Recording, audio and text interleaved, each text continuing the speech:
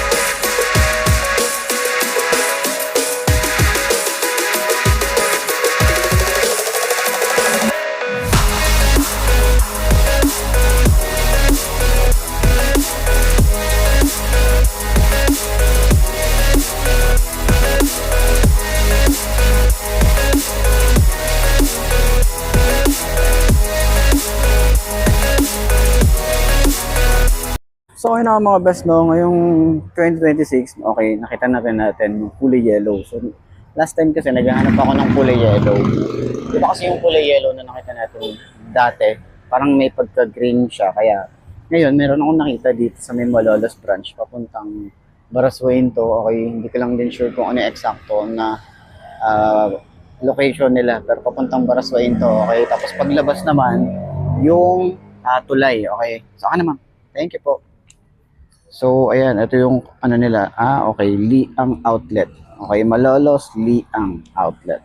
Okay, so maraming salamat kay Madam. Okay, so, ang presyo nito ay nagkakahalaga ng 53,000 kapag kinuha nyo ng cash. At syempre, down payment niya 3,000. Okay, so, ayan, meron tayong nakita dito ngayon na kulay yellow. Ngayon ko lang din nakita yung kulay yellow niya and white colorway. Okay, tapos may black dito sa side na to.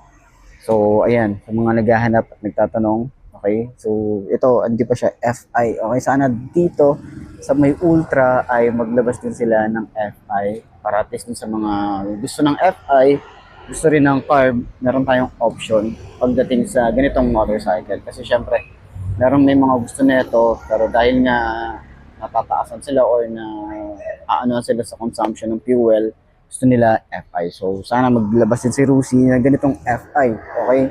So, nagandahan ulit ako sa kulay yellow. Okay, maganda yung buong pagka-yellow niya. Dito sa front, may yellow tayo rito. Ang ganda sa kanyang fender, yellow siya. Okay? Tapos kulay orange dito sa may banda. Sa may likod na siya. Okay? So, ayan. 125cc. Okay? Sa front is talagang maganda. Maganda yung itsura ng ating headlight. Ganito yung tsura niya kapag naka side stand. Okay? So, 5'2" ang ating height. Siyempre, tingkayan tayo rito, pero manageable yan. Sobrang gaan din kasi ng motorcycle na to. Okay?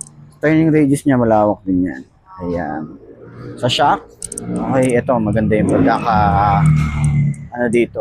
Ayan, pagkakahigpit nung ating T-pose. Hindi siya kumakalog-kalog. Ayan. Maganda rin yung shock sa likod din. Okay? So, ganyan ang itsura natin dito. So, naka-digital panel na rin tayo rito. Naka-headlight na LED, pati taillight LED. Maganda yung forma. So, sa tingin nyo, alin ba mas maganda rito? Yung Trek or ito? Diba? Pero mas nagaganda ako sa headlight nito compare kay Trek. Pero sa both sa katawan, same silang maganda. Ayan. So, yun lang naman yung lamang netong si Ultra kasi naka-digital tsaka naka-LED na headlight. Okay? So, sa lahat ng mga gustong kumuha ng ganitong motorcycle, pwede nyo akong kontakan sa aking Facebook page na iMarkMoto 2.0. Follow nyo na rin yan. And subscribe na rin sa ating YouTube channel. Ayos na ayos yan. So, yun. Center stand natin. Okay. Okay, magaan lang din siyang i-center stand. Ayos na ayos siya.